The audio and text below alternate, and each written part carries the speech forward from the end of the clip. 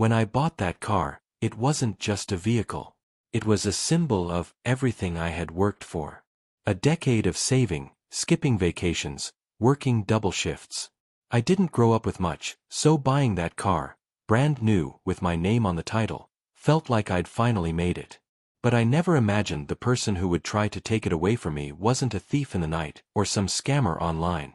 It was my own mother-in-law. And what she didn't know was that I had a plan for people like her. But before we dive in, tell me, from what city are you watching this story? I love knowing where our listeners come from. And don't forget, if stories like this keep you hooked, hit that like button and subscribe to the channel. We post real-life drama, revenge, and jaw-dropping twists every week. Now let's get started. The car wasn't extravagant. It wasn't a Porsche or a Tesla. But it was mine. A sleek midnight blue 2022 Honda Accord, top of the line, leather seats, sunroof, and the smell, that unmistakable new car smell that never gets old. I paid for it outright, no financing, no cosigner. Just me and the savings I'd worked my whole adult life to build. And that's exactly why I didn't want anyone else touching it. Especially not my mother-in-law, Janet. Now, Janet and I have always had a complicated relationship. From the day I married her daughter, Amanda, Janet made it clear she didn't think I was good enough. I didn't come from money.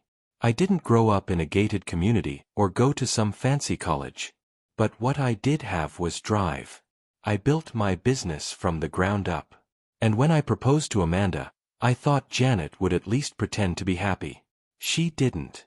"Oh," she'd said, arching a perfectly waxed eyebrow. "He works with his hands. That's cute." She meant it as an insult, but I wore it like a badge of honor. Amanda, thankfully, never took after her mother. She was kind, grounded, and believed in me even when no one else did. But still, Janet hovered. She visited unannounced. She criticized how we decorated our home. She once called Amanda in tears because I'd disrespected her by not offering her wine with dinner. So, when Amanda's job sent her overseas for 3 months, and Janet offered to check in on me occasionally, I knew better than to think she had good intentions. Still, I didn't expect what happened next. It started with little things. I'd come home and notice my car was parked differently in the driveway. Once, I found a receipt from a gas station 30 miles away, a place I hadn't been. I asked Janet, who happened to be in the kitchen making herself at home as usual, if she'd moved my car. "Oh, don't be silly," she said, waving a manicured hand. "Why would I touch your precious little toy?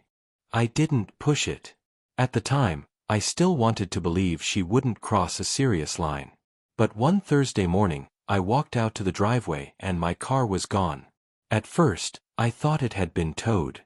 I checked the street, no signs, no violations.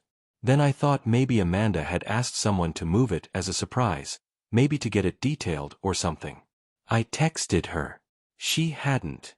Panic started to set in. I called the police, reported it stolen, and started going through my insurance paperwork.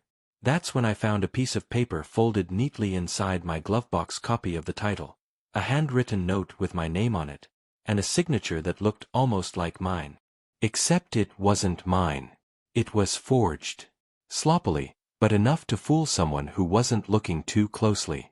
I stared at the signature, the pit in my stomach growing. Someone had signed the car over. And I had a very strong feeling about who it was. Janet. But even I didn't know how far she'd gone.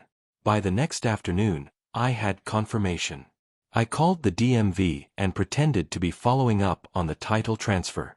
They told me the car had been sold, cash, to a local used dealership. I asked who signed the title. They read out the name. Mine. But the signature wasn't mine.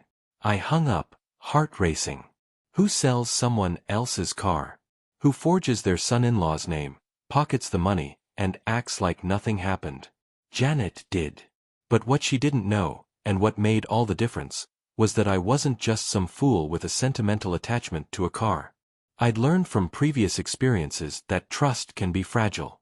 So I had taken precautions. Not because I didn't trust Amanda, but because I didn't trust Janet. And that's where the hidden clause came in.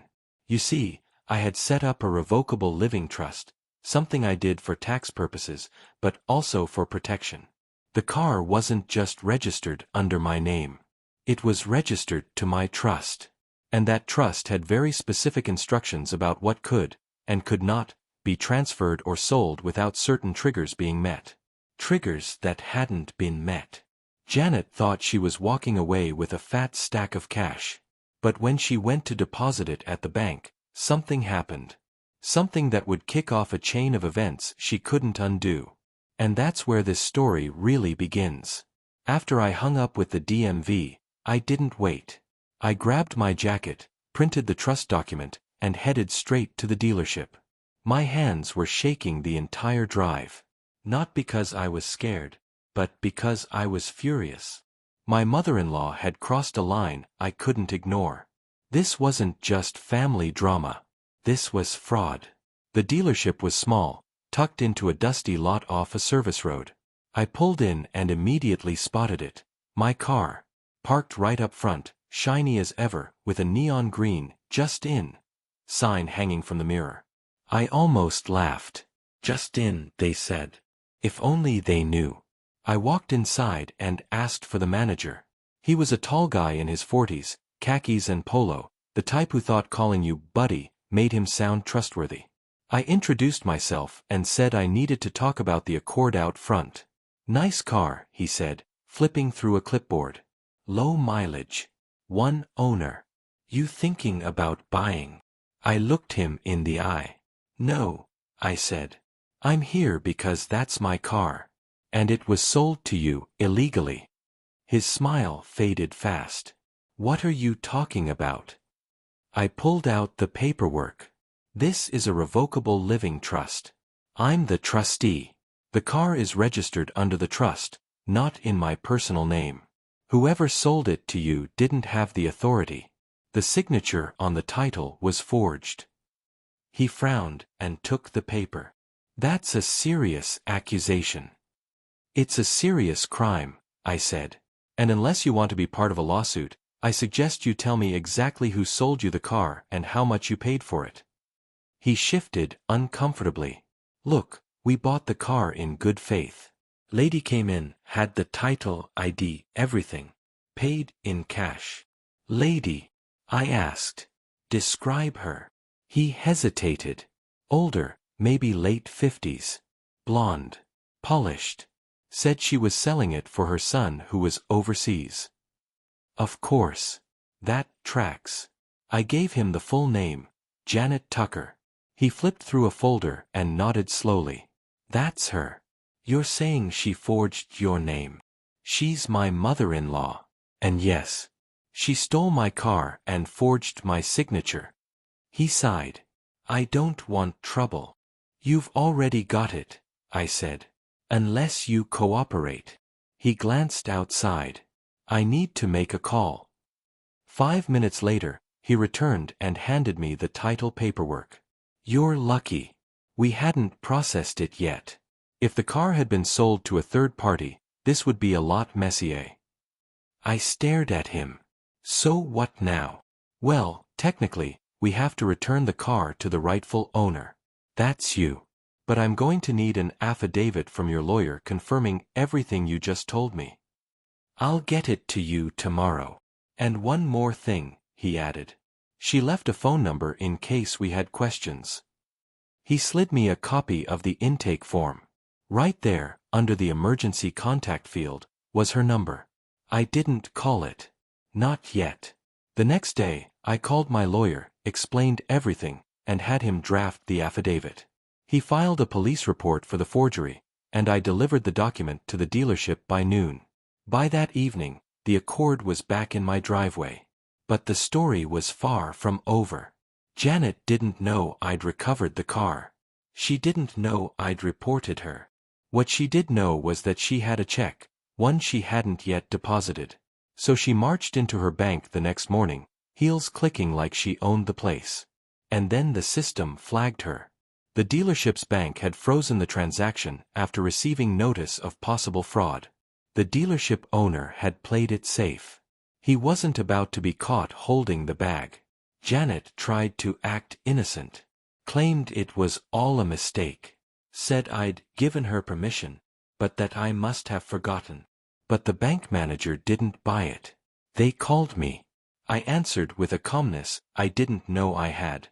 "Mr. Johnson," the manager said, "we have someone here trying to deposit a check tied to a flagged vehicle sale.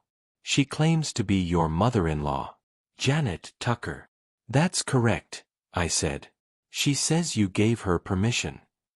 "I didn't." There was a pause. "Would you like us to involve law enforcement?" I smiled. "Please do." And that's when Janet's world began to crack. She was escorted out of the bank. No cuffs, not yet. But there was a report filed. And a warning issued. The dealership wanted its money back, and Janet was suddenly facing real consequences. When she got home, she didn't call me. She called Amanda. And Amanda called me. "What's going on?" she asked from halfway across the world. "Mom says you're accusing her of stealing your car?" "I'm not accusing her. I'm proving it." Amanda was silent. Then she asked for everything: the documents, the title, the trust, the dealership contact. I sent it all. It took her 10 minutes to respond. "I'm so sorry," she wrote. And that's when I knew she believed me. By the way, if this story has you hooked, now's the perfect time to hit that like button and subscribe to the channel. You don't want to miss what happens next, because Janet's just getting started. The next few days were quiet. Too quiet. I didn't hear from Janet, and Amanda didn't either. Then, out of the blue, I got a knock at the door. It was Janet. Dressed in pearls and pastel like nothing had happened. "We need to talk," she said. I didn't move. "About what?" "Your upcoming court date." She scoffed. "This is ridiculous. A misunderstanding. I was only helping Amanda. She said you didn't need the car while she was gone." "That's a lie," I said. "She never said that. And even if she had, it's not her car to give." Janet narrowed her eyes. "You're being dramatic." "No," I said, stepping out onto the porch. "You committed fraud. You forged my name and tried to profit from it. That's not a misunderstanding. That's a crime." She tried to fake tears. "Do you really want to destroy this family over a car? You tried to destroy it the moment you betrayed me." And then she snapped. "You think you're better than me. Just because you've got some money now. You think I don't see what you're doing? Turning Amanda against me." I shook my head.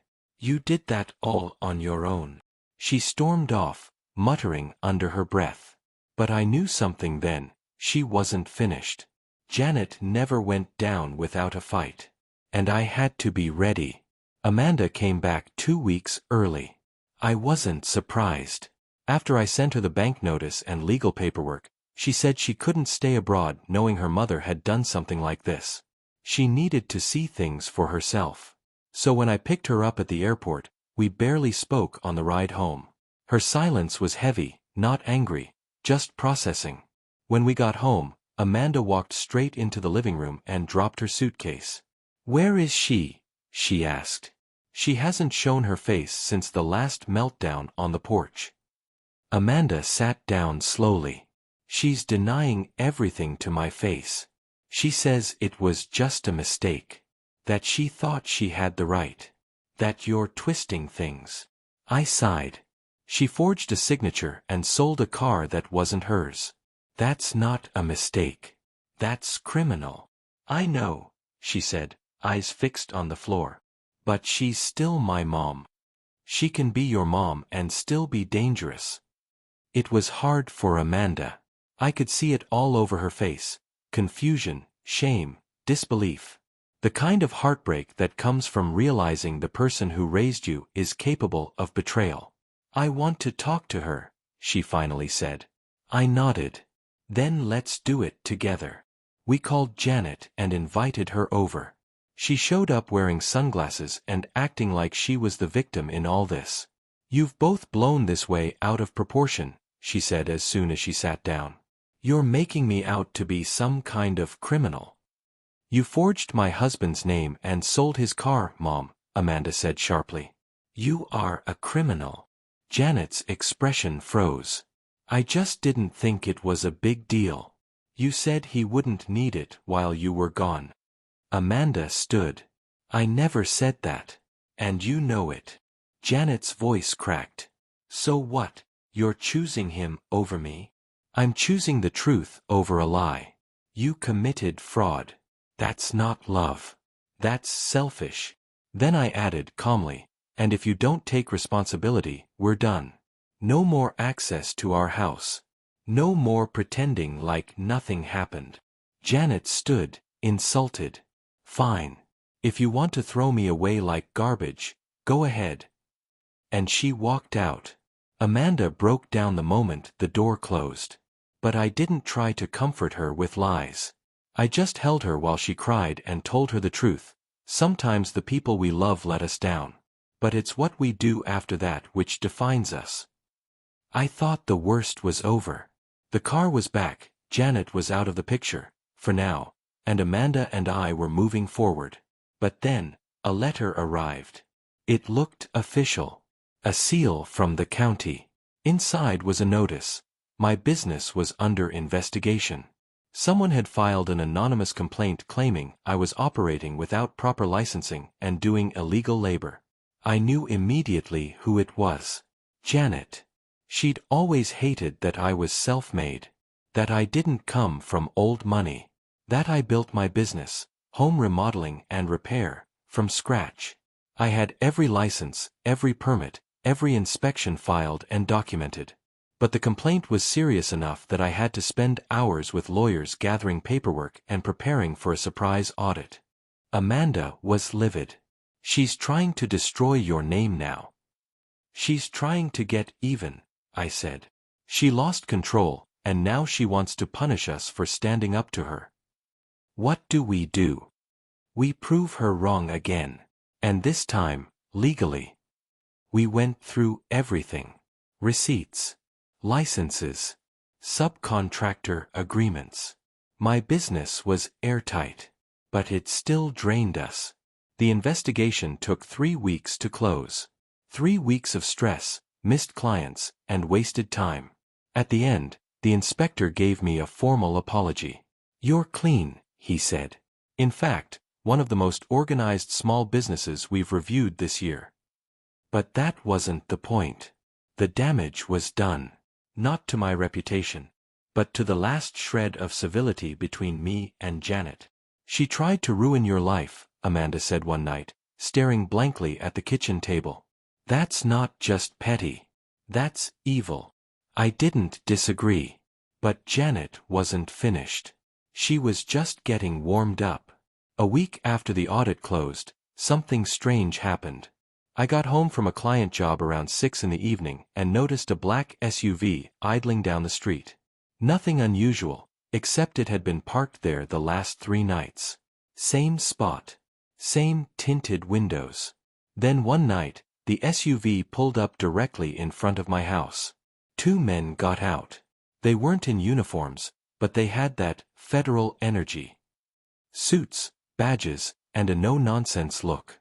They knocked on my door, and I answered cautiously. "Mr. Johnson?" the taller one asked. "Yes. We're with the Treasury Department's Financial Crimes Division. We'd like to ask you a few questions." Amanda appeared behind me, alarmed. "May we come in?" they asked. I let them. They explained that someone had reported a series of suspicious transfers involving a trust account, my trust account. The same one that held the car. "They said you may have been funneling money to avoid taxes," one agent said. Amanda and I exchanged a look. It was Janet again. I handed them the full trust paperwork. "You're welcome to review everything. It's not illegal to use a trust for asset protection. Everything's filed properly with my accountant." They stayed for about 30 minutes. Checked a few things. asked some questions. And before they left, one of them said, "You've got someone coming after you, Mr. Johnson." "I know," I said. "My mother-in-law." He raised an eyebrow. "Well, she's not doing a great job at hiding it." After they left, Amanda collapsed onto the couch. "I can't believe this. She's trying to get you arrested now." "She's throwing everything she can," I said. "And it's not working. But if she keeps escalating, I'm going to have to respond." "How?" I looked her dead in the eye. "By making sure the law sees her for what she really is." The morning after the visit from the Treasury agents, I sat down at the kitchen table with a stack of papers. I wasn't waiting for Janet to throw the next punch. I was done playing defense. It was time to build a wall she couldn't climb. Amanda poured herself coffee and sat across from me. Her eyes were tired. She hadn't slept well in weeks.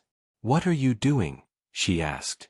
"I'm filing for a restraining order," I said without hesitation. She nodded slowly, almost with relief. "Against my mother." "I don't want to do it, Amanda. But she's forcing my hand. She's not just harassing me, she's endangering both of us. These false reports, the forged signature, the trust accusations. I can't keep letting it slide." Amanda put down her mug and rubbed her temples. It's so hard to believe she's capable of this. That she's willing to go this far." "She's already gone this far," I said gently. "We need to protect ourselves before she goes further." The paperwork wasn't complicated. My lawyer helped me write the declaration, outlining everything. The forgery, the false police reports, the anonymous audits, the financial crimes investigation. We even included the police report from when she tried to deposit the forged sale check at the bank. The filing went through that afternoon. A court date was scheduled 2 weeks later. But we didn't have to wait that long for a reaction. Janet showed up at Amanda's office the next day. She wasn't loud, and she didn't threaten anyone. She just waited in the lobby, pretending to be polite, holding a Tupperware of lemon bars and asking to see her daughter. When Amanda refused, she left the container and walked out. Later that day, Amanda texted me a photo of the lemon bars in the trash can. "She's trying to play sweet again," the message read. "But I'm not falling for it." I couldn't help but feel a flicker of pride. Amanda wasn't just seeing her mother clearly, she was choosing truth over guilt. That night, I installed a new home security system. Cameras. Motion lights. Alerts synced to my phone. Because I knew Janet. If she couldn't get close physically, she'd try another route. And I wasn't going to let her catch us off guard again. A few days after filing the restraining order, Amanda's father called. They were divorced, had been for years, but he still kept in contact occasionally, mostly holidays or family emergencies. Amanda answered the call in the living room with me beside her, on speaker. "Hi, Dad." "Hey, kiddo. I just got off the phone with your mother." Amanda tensed. "Let me guess. She told you I'm ruining her life." "She's crying," he said. "Told me you and your husband are trying to destroy her. That you filed some kind of restraining order." "I did," Amanda replied calmly. "Because she committed fraud and then tried to ruin his business." There was a pause. "Well, she says she didn't mean it that way. She thought she was helping. That it was all a misunderstanding. She forged his signature. She lied to a dealership. She filed false reports. That's not a misunderstanding, Dad. That's illegal." Her father sighed. "I don't know. Your mom's not perfect, but this feels extreme. Maybe you two could sit down and work this out." Amanda looked over at me, then back at the phone. That's exactly the kind of thinking that's let her get away with things her whole life. "I'm not doing that anymore. I just don't want to see the family fall apart," he said softly. "It already has," Amanda replied. "And she did that. Not me." The call ended soon after. Amanda put the phone down and sat in silence. "She's pulling everyone in," she whispered. trying to spin her story. I bet she's already telling cousins, friends, church ladies. She wants sympathy, I said. That's all she has left. And people like her weaponize pity when they lose power. Amanda nodded. Well, I'm not giving her either. That moment changed something in Amanda. She stopped feeling sad for her mom, and started seeing her as someone dangerous. And Janet must have sensed it. Because what she did next wasn't an act of desperation. It was war. It was a Saturday morning when I saw the footage. I was scrolling through the camera logs from the previous night, just a routine check. Everything had been quiet lately, no signs of Janet, no weird cars parked on the block. But then, at 2:12 a.m., the front door camera caught something. A figure. Standing at the edge of the yard. Wearing a long coat, hood up. Too far for facial recognition, but the posture, the height, the way she stood like she owned the place, it was Janet. She didn't ring the bell. She didn't knock. She just stood there, staring at the house for nearly 5 minutes. And then, silently, she turned and walked away. I called Amanda into the room and showed her the footage. Her face went pale. That's her. That's definitely her. She was testing the boundary, I said. Trying to see if she could get close without being caught. We called the police and submitted the footage with our restraining order request. This time, we asked the judge for a temporary protective order, an emergency one. It was granted by Monday. Janet was officially banned from coming within 300 feet of our home, my business, or Amanda's workplace. That night, Amanda couldn't sleep. She's unraveling, she whispered. And I don't think she's done. She won't stop until she hits a wall she can't move, I replied. And that's what this order is. Amanda looked at me. But what if she doesn't care about orders? That question haunted both of us. Because people like Janet, people who've lived their entire lives manipulating others, don't respect rules. They think they're above them. But what she didn't know yet was that the next move wasn't going to be hers. It was mine. I had reached my limit. The restraining order was in place. The security system was upgraded. But it wasn't enough. Janet had already gone too far, and I was tired of reacting. I needed to make a move, something definitive. Something public. So I called a friend of mine, someone who owned a small but widely read local blog focused on legal news and community stories. I told him everything. The forgery. The false business reports. The financial crimes complaint. The early morning visit in the yard. Every twist and turn. And he agreed to publish it. He wrote it up as a cautionary tale, family betrayal and the law, when a mother-in-law crosses the line.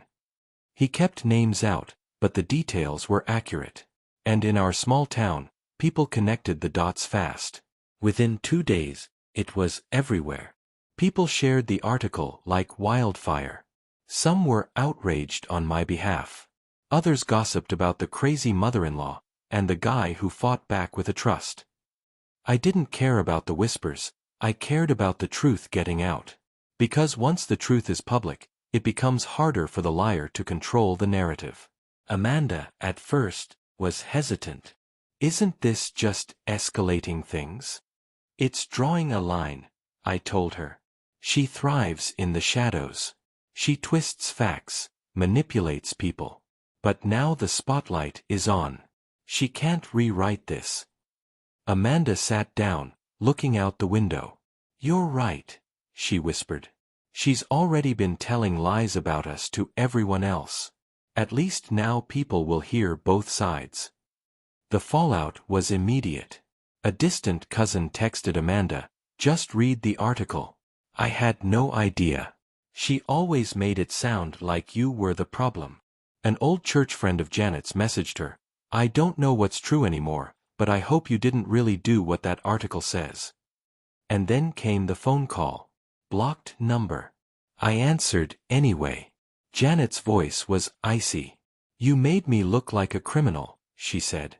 "You did that yourself," I replied. There was a long pause. Then she said, You'll regret this. Maybe, I said.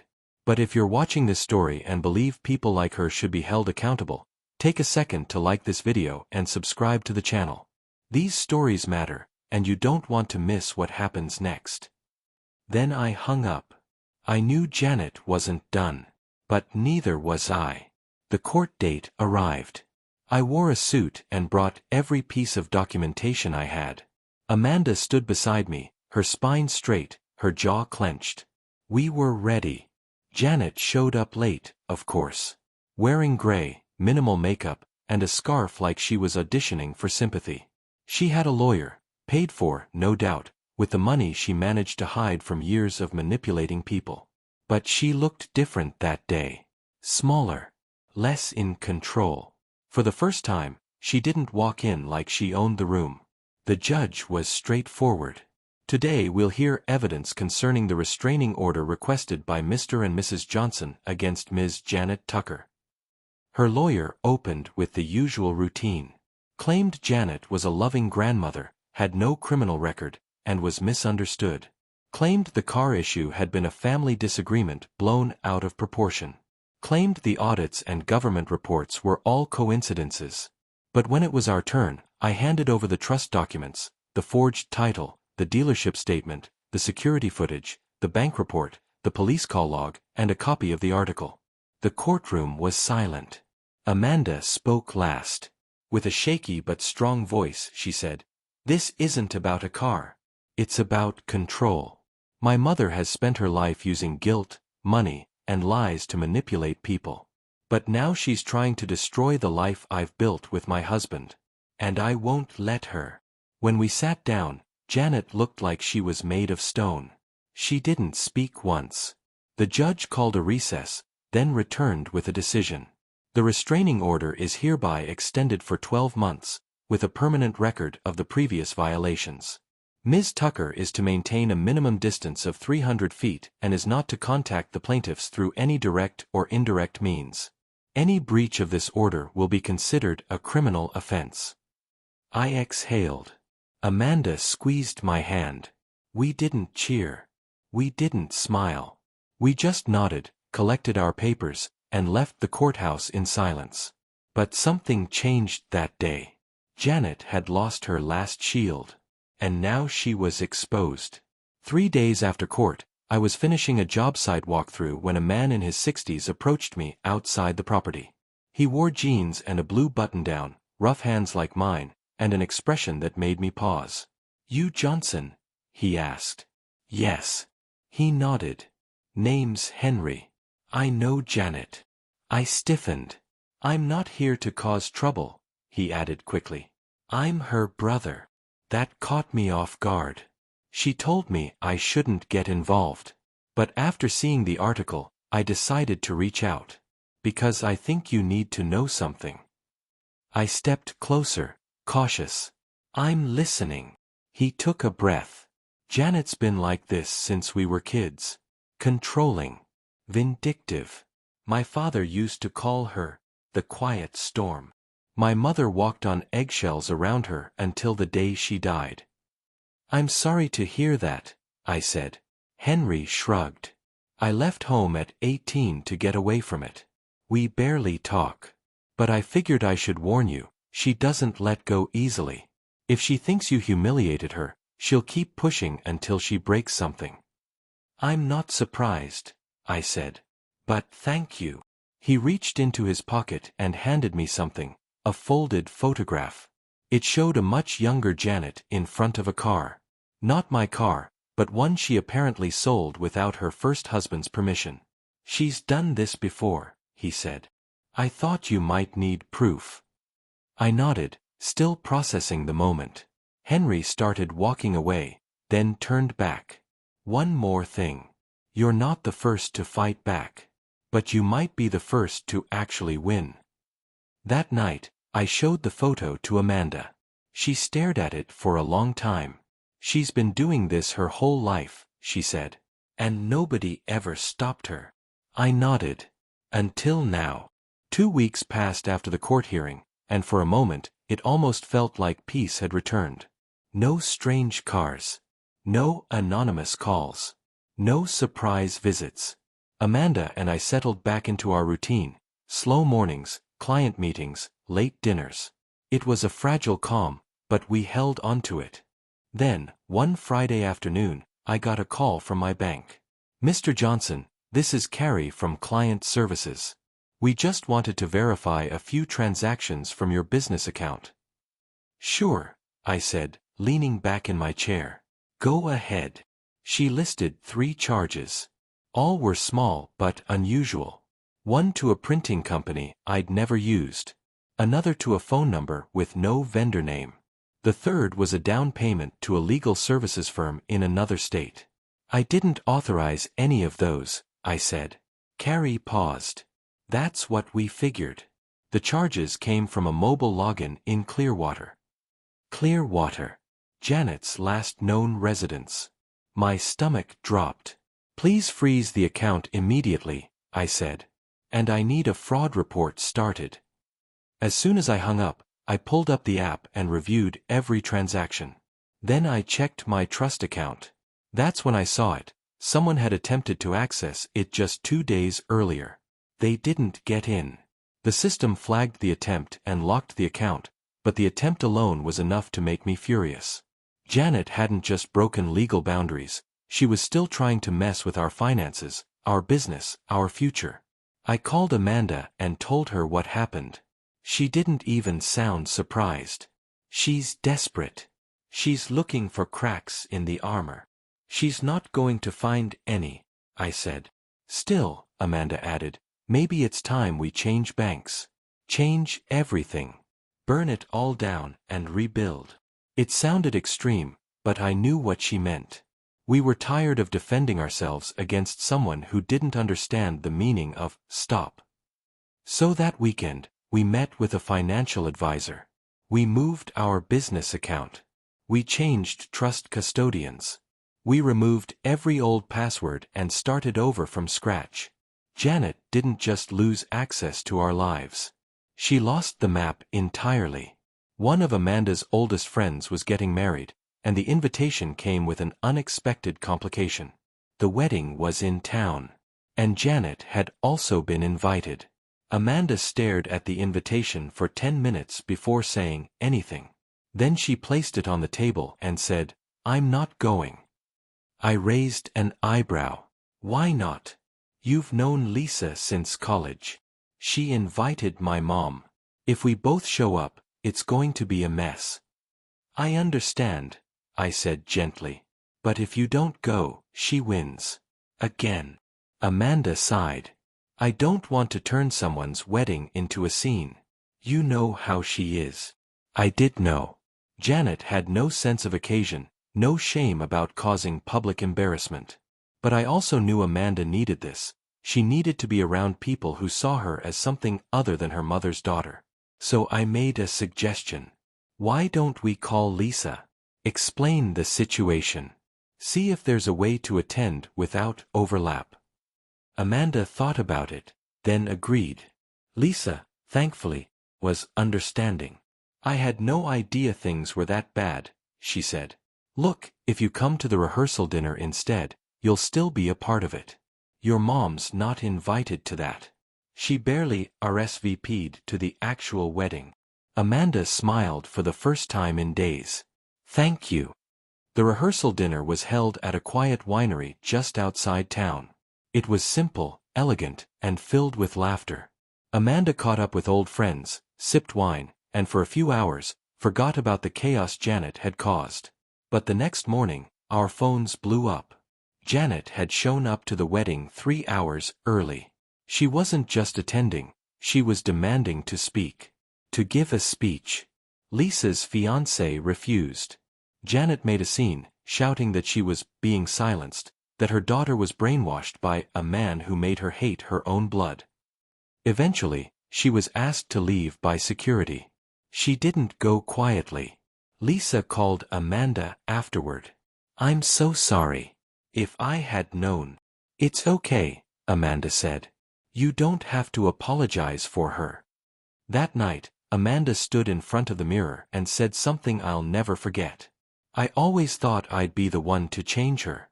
That if I just loved her hard enough, she'd come around. But she's not broken. She's built like this." And with those words, something in her hardened. Amanda wasn't grieving anymore. She was done. I thought the restraining order, the court ruling, and the public article would be enough to stop her. But Janet's ego didn't just bruise, it shattered. And wounded pride in someone like her is a dangerous thing. It started with a certified letter delivered to our home. Inside was a notice. Janet was suing us.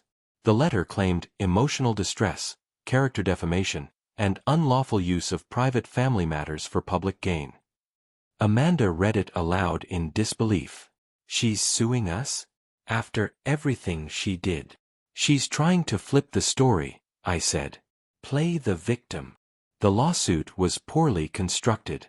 Her lawyer, a new name we didn't recognize, was clearly someone who took her money and didn't ask questions. The claims were vague, the facts inaccurate, the timeline jumbled. But it was still a legal action. And that meant time, energy, and money to defend ourselves. We forwarded everything to our lawyer. His response was blunt: "This is retaliation. I'll handle it." But Amanda wasn't satisfied. "I want to countersue," she said. "For real damages. Financial loss, harassment, fraud. I'm done letting her hit us while we just absorb it." So we began collecting evidence. Every police report. Every bank record. Every screenshot of anonymous complaints traced back to her IP. Every document proving her forged the title. Every witness statement. We even brought Henry into the loop. Amanda called him and asked if he'd be willing to submit a declaration. He didn't hesitate.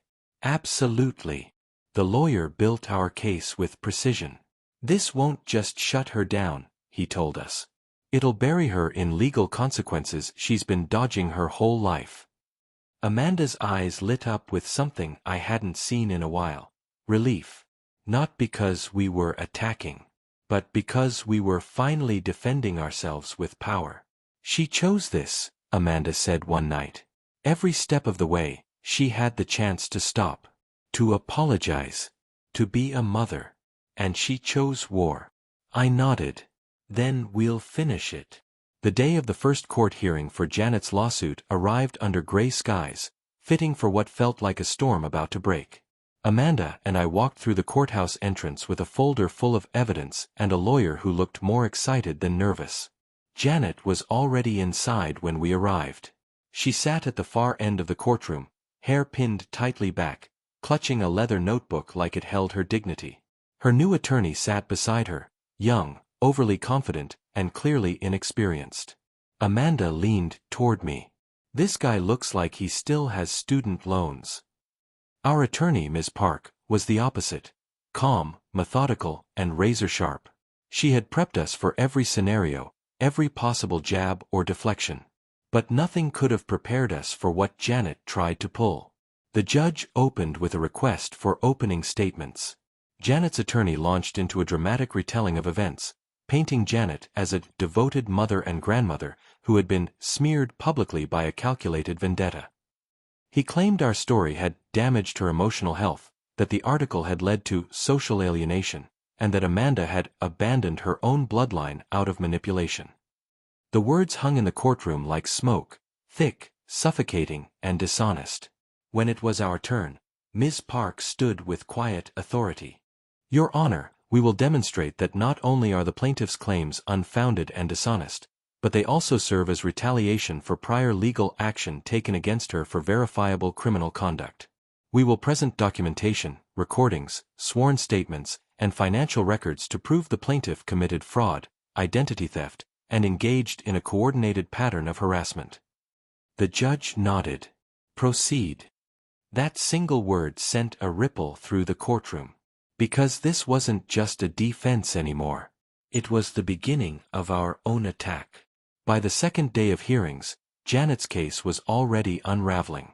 Her lawyer tried to argue that the sale of my car had been accidental. That she misunderstood her rights. that there was no intent to defraud. But under questioning, Janet crumbled. She stammered. She contradicted herself. She claimed Amanda had told her to do whatever was necessary to take care of the car while she was away. Then we presented the dealership statement.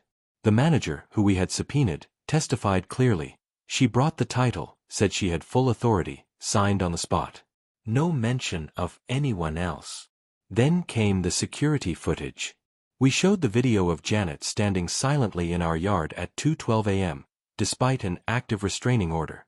The courtroom was silent as the timestamp played on the monitor. Ms. Park leaned in. "Miss Tucker, is that you?" Janet clenched her jaw. "I don't recall. Do you have a twin, Ms. Tucker?" Silence. Next came the financial trail.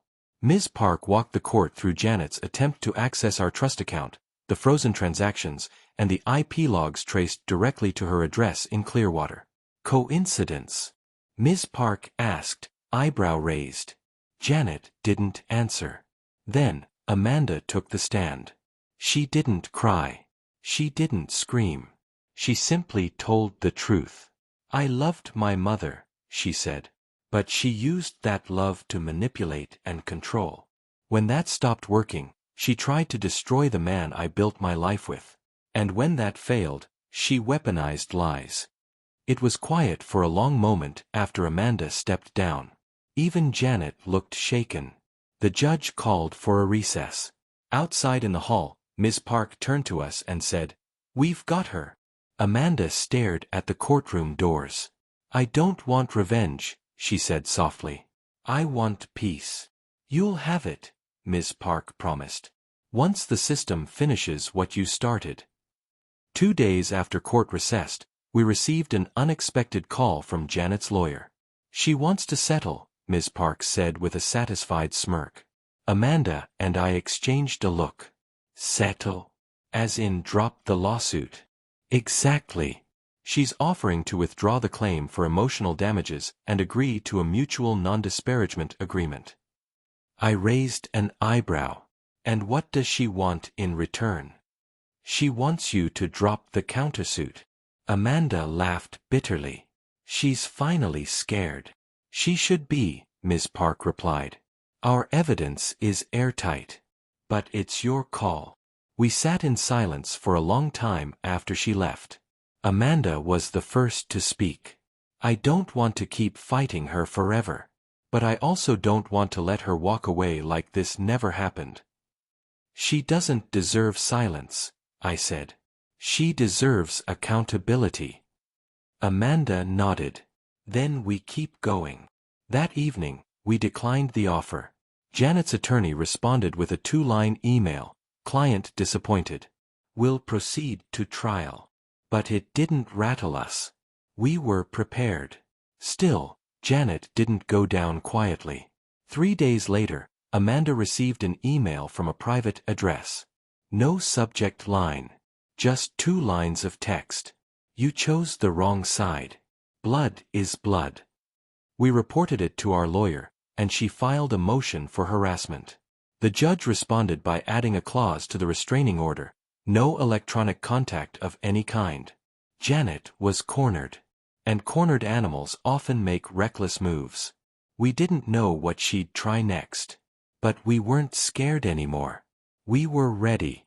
It was Amanda's idea to visit her grandmother. She hadn't seen her in years. Janet had cut ties with most of her extended family after a falling out no one really talked about. But Amanda said, "If anyone knows what my mother's really like, it's her." We drove 3 hours to a quiet assisted living home on the edge of a small town. The place was peaceful, surrounded by trees and a little garden where residents sat under umbrellas sipping lemonade. We found Grandma Rose by the roses, no irony lost. She looked up and smiled when she saw Amanda. "Well, I'll be," she said, setting down her knitting. "I thought you'd forgotten about me." Amanda knelt beside her and hugged her gently. "Never." Rose looked at me and gave a polite nod. "You must be the brave man who married my daughter's daughter. I've heard stories." I chuckled. That's probably a kind way of putting it. Rose sat back. So, what brings you both here after all these years? Amanda didn't dance around it. We're in the middle of a legal battle with Mom. She forged documents, tried to sell my husband's car, reported him to government agencies, and now she's suing us. We countersued. It's been a mess. Rose didn't even blink. Sounds like her. Amanda tilted her head. You're not surprised. Rose sighed. I'm not surprised by anything Janet does anymore. That girl was born with a mouth full of poison and hands that always reached for more. She was always like this, cold, manipulative. She doesn't feel guilt, she feels inconvenience. Amanda sat beside her. Why didn't anyone stop her?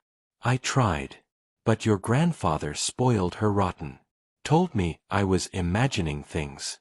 And once he passed, she took the house, cut me off from most of the family, and twisted every story she could. She even told people I had dementia so they wouldn't believe me. Amanda's hands trembled. She's dangerous, Rose said. And I'm sorry you had to learn that the hard way. I needed to hear this, Amanda whispered. Then let me tell you one more thing, Rose said, leaning in. You don't owe her anything. Not time. Not forgiveness. Not peace. That woman made her choices. You make yours. We left with a strange sense of closure, like Amanda had finally met the truth face to face and walked away with her back straight. 1 week before the final trial, both sides were required to submit full discovery. Every document, message, witness list, and financial record. Ms. Park was confident we had everything airtight. What we didn't expect, what no one expected, was Janet's slip-up. Among the documents her lawyer submitted was a file titled bank_comms_2022.pdf. It contained screenshots of text messages between Janet and a bank employee she had once dated, messages where she explicitly asked how to work around trust titles and whether a forged signature can be reversed later. Ms. Park nearly dropped her coffee when she opened it. She submitted her own confession, she said, grinning. This is it. This will destroy her case. The texts were time-stamped, detailed, and unambiguous. There was no room for misinterpretation. She was trying to outmaneuver trust protections with the help of someone inside a bank. Amanda was stunned. How could her lawyer not catch that? Probably didn't read past the file name, Ms. Park replied. Some lawyers are lazy. Others are just desperate. We forwarded the file to the judge immediately. That night, Amanda and I sat on the couch, letting it all sink in. Do you think she knows what she did? Amanda asked. She thinks she's untouchable, I said. But she just handed us the knife. Amanda leaned on my shoulder. For the first time in months, I feel like I can breathe. I nodded. She won't just lose in court. She'll lose everything she built on lies. There was still 1 week to go before the trial. But with that file, the war had already shifted. We weren't defending ourselves anymore. We were building her prison. The last few days before the trial were tense. Janet went silent. No emails, no texts, no unexpected appearances. It was like the eye of the storm had passed, and now we were just waiting for the last gust of wind to hit. But inside the silence, something was building. Amanda couldn't sleep. She woke up every night around 3 a.m., walking through the hallway, checking doors. I found her one night in the kitchen, staring out the window. She's going to come, she whispered. She can't, I said. The restraining order is still in place. She doesn't care about orders, Amanda replied. She only cares about control. The next morning, we found tire marks in our driveway. Our cameras didn't catch anything. The car never pulled all the way up to the house, just close enough to leave a mark, then back out. Could be a coincidence, I said. Amanda shook her head. It's her. She wants us to know she's still watching. We sent the photos to our lawyer and added them to the court file. Ms. Park wasn't concerned. "The judge already thinks she's unstable," she said. "This just confirms it." Still, it rattled us. On the eve of the trial, Ms. Park came by to review final statements. "I want to be clear," she said, looking us both in the eye. "This isn't just a win. This is a message. You've stood up to a pathological manipulator, and the court is going to see it." Amanda nodded. "And when it's over, we disappear. New phone numbers. New address if we have to. I don't want her anywhere near our life ever again." "You'll have that," Ms. Park promised. That night, we packed a go-bag, just in case. It wasn't fear that drove us anymore. It was caution. Because we knew that people like Janet don't accept defeat easily. And when the truth finally breaks through their web of lies, they either vanish or they explode. The morning of the final trial felt colder than it should have. The sky was clear, but the courthouse steps seemed heavier than usual, like every step forward was a test of resolve. Amanda held my hand tightly as we entered. Neither of us said a word. There was nothing left to rehearse. The courtroom was packed. Local reporters had shown up after the article made its rounds. A few distant relatives sat in the back, unsure of whose side to take. Even the dealership manager who testified earlier was present again, arms crossed, ready to back us up. Janet arrived last. She wore all black, blouse, skirt, heels, sunglasses inside. Her hair was perfectly styled, her lawyer carrying her briefcase like she was royalty. But we noticed it immediately. She looked thinner, smaller, not in body but in presence. Her confidence was gone. The judge opened with a summary of both lawsuits. Ms. Tucker is suing for emotional distress and reputational harm. Mr. and Mrs. Johnson have filed a countersuit for identity fraud, harassment, financial interference, and violation of court orders. And then the evidence began. Ms. Park went first. She started with the forged signature and the sale of my car. The dealership manager took the stand again, reaffirming that Janet signed the title herself and claimed full ownership. Then came the trust paperwork. Then the bank fraud attempts. Then the restraining order violations, including the 2:12 a.m. video. And finally, the accidental submission, bank_comms_2022.pdf. Janet's lawyer tried to object. "My client did not realize." The judge raised a hand. "Your client submitted these documents voluntarily. This court recognizes them as admissible evidence." It was over before it began. Janet shifted in her seat, glancing at Amanda, then back at the floor. She wasn't denying it anymore. She was just waiting to see how bad it would be. After 2 full days of testimony and evidence presentation, the judge took the bench one last time. We rose as she entered, then sat in tense silence. Her voice was calm, but her words were a gavel to Janet's world. This case, though presented as a matter of emotional harm, clearly reflects a broader and more disturbing pattern of behavior. Ms. Tucker's actions, including identity fraud, illegal asset transfer, and repeated attempts at harassment, are not only unlawful but malicious in nature. Janet sat stiffly, eyes blank. In light of the overwhelming evidence, the court dismisses the plaintiff's suit in its entirety and finds in favor of the defendants in their countersuit. Amanda squeezed my hand hard. In addition, the court orders the following: a formal fine of $20,000 for legal abuse and court costs, a no-contact order extending for 5 years, and a requirement that Ms. Tucker undergo psychiatric evaluation before any future legal motions involving the Johnson family are considered. Amanda gasped softly. I felt numb. Not from disbelief, but from relief so profound it took my breath away. Janet didn't speak. She didn't look at us. She simply stood up when dismissed, gathered her things in silence, and walked out like a ghost. But her silence spoke volumes. The courtroom cleared slowly. Some people offered small nods. A few strangers even whispered, "Good for you." Outside, Amanda looked up at the sun. "It's over." "Yeah," I said. "It's finally over." But it wasn't just a legal victory. It was freedom. And Janet? She had no more weapons left. Only consequences. In the weeks that followed, life changed. We didn't celebrate with champagne or parties. Instead, we did something simpler, something deeper. We began again. We changed our phone numbers. Amanda quit her job and started consulting remotely. We sold our house and moved 2 towns over, nothing drastic, but far enough that we could breathe. I kept my business but limited my public presence. We made peace with a quieter life. For the first time, we stopped waking up in fear of what email or message would come next.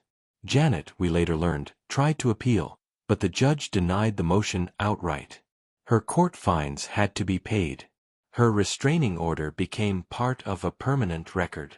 And the bank employee she'd conspired with? He lost his job. Karma didn't knock. It kicked the door down. Amanda, now free of guilt, even reconnected with her grandmother regularly. They talked every weekend. It became a ritual of healing. A way to reclaim her own story. One afternoon, we sat on the porch watching the sky shift from blue to orange. Amanda leaned her head on my shoulder. "Do you ever wonder if she'll come back?" "I used to," I said. "But not anymore." "Why not?" "Because for people like her, once the power's gone, they disappear. She never wanted a relationship. She wanted control. And now she can't have it." Amanda nodded. "Then I guess we won." I kissed the top of her head. "No. We survived. That's even better. Because in the end, this wasn't just about a car. It wasn't about revenge. It was about reclaiming peace from someone who had built an empire of chaos. And as the sun dipped below the horizon, we knew one thing for sure. We would never let her, or anyone like her, into our world again. It had been 3 months since the final court ruling. Most days were quiet now, peaceful. But trauma has a way of echoing through the stillness. Amanda began waking up from nightmares again, not about court, not even about her mother. Just shadows. Uncertainty. That feeling of being watched. I encouraged her to go to therapy. At first, she resisted. "I don't want to sit there talking about her," she said. "It's not about her," I replied. "It's about how you get to move forward without her." After her 3rd session, Amanda came home with tears in her eyes, but they weren't painful. "They asked me what I would have said to her if I could go back in time," she told me. And I said, "I was never yours to control." That night, we burned what remained. Letters. Old gifts. Photos that only brought pain. We kept only what we wanted, what was real. The rest became ash. The next day, something unexpected happened. Amanda got a phone call from a number she didn't recognize. She didn't answer. But the voicemail changed everything. It was a man's voice. "Hi, Amanda. You don't know me, but I think I might be your uncle. My name is Charles. I'm Janet's younger brother." Amanda froze when she played it for me. "I thought she didn't have any brothers," she whispered. "Apparently she did," I said. "And if he's reaching out now, he might know something." Amanda called him back the next morning. And what he told us cracked open a part of Janet's past that no one had dared to touch. Charles was warm, soft-spoken, and very unlike the woman who shared his blood. "I'm sorry for contacting you out of the blue," he said. "I've been following what happened in the news. I couldn't stay silent anymore." We met him at a small diner halfway between our cities. He looked like Janet, same eyes, same chin, but without the sharpness. Amanda sat across from him, tense. "Why haven't we heard of you?" He sighed. "Because your mother erased me. She told everyone I moved away and cut ties with the family. But that's not what happened." He pulled a folder from his bag and slid it across the table. "I've spent years trying to piece things together. I knew Janet had secrets, but not like this." Inside were old letters. Scanned documents. A faded black and white photo of Janet holding a baby. one Amanda didn't recognize. "I think she had a child before you," Charles said quietly. "She was young. It was kept secret. The father was someone powerful, older. I believe she gave the baby up. And I think that's when everything changed in her." Amanda stared at the photo, hand trembling. "Why are you showing us this?" "Because she destroyed everyone around her to protect her story," Charles said. "Even me. I tried to talk about it once and she threatened to accuse me of assault. Said no one would believe me." Amanda looked up, horrified. "I lost my job, my friends. I left town to save myself." Charles leaned forward. "But when I saw what she did to you, how far she went, I knew I had to speak." The room felt like it had stopped spinning. Amanda closed the folder. "I thought she just hated me for marrying someone she couldn't control," she said. "But she was running from something long before I was even born." After meeting Charles, Amanda became obsessed with the truth. She combed through public records, old yearbooks, school archives. And then she found something. A house. Purchased by Janet in 1986 under a different name, Eleanor Parks. "She created an alias," Amanda said, showing me the document. "Look, same social security number, different legal name. Why would she do that?" We tracked the property. It had been sold in 2003, just before Amanda started college. But the address matched an old photo Amanda remembered seeing once, a run-down blue house near the edge of town. We drove there. The neighborhood had changed. New homes, new faces. But the house still stood. Abandoned now. Windows boarded. Grass wild. Amanda walked up to the porch. She didn't knock. She just stood there, hands at her sides, as if waiting for the past to speak. "She lived a double life," she said softly. "Maybe that's where she went when she disappeared for those long weekends. Or when she claimed she was at retreats or church events." We contacted the county and requested the transfer documents. And that's when it got darker. The previous occupant listed under Eleanor Parks was a boy, name redacted due to privacy, but the date of birth suggested a teenage son. "He was real," Amanda whispered. "She gave him up. Or hid him. And never told anyone." A woman who forged signatures, manipulated courts, and destroyed lives, had once been a scared teenage girl with a secret baby and no one to protect her. Amanda stared at the house one last time. "She didn't just lie to us," she said. "She lied to herself for decades." 1 week later, we got a call from a man named Rick. He owned the property now. He said, "Hey, I heard you stopped by the house. I was cleaning the attic and found something. A box. Labeled, 'To my real child.' Want me to drop it off?" Amanda's voice caught in her throat. We met Rick at a gas station just off the highway. He handed us a dusty, taped box. Amanda opened it in the car. Inside were a dozen letters. Some torn. Some never sent. The first was dated 1988. "Dear Daniel, I'm sorry I couldn't be your mother. I was scared. They told me to forget you, but I can't. Every time I see a boy your age, I wonder if it's you. I wonder if you hate me." Amanda read each one, crying silently. I didn't interrupt. The letters changed tone over the years, from guilt to rage to denial. "I built a new life. You wouldn't recognize me now. Sometimes I think you're better off not knowing me. Everyone is." The last one was addressed to no one. It simply read, "Some truths are too dangerous. That's why I chose silence. But now it's eating me alive." Amanda folded the letter carefully. "She was broken before she broke us," she whispered. "And maybe that doesn't excuse anything, but it explains everything." We drove home in silence. Not out of pain, but out of understanding. We didn't forgive Janet, but we no longer feared her. And maybe, in the smallest way, that was its own kind of freedom. 2 weeks after we found the box in the attic, Amanda received an envelope at our new address. No return address, postmarked from a town 3 states away.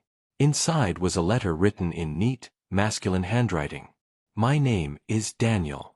Amanda froze when she read it out loud.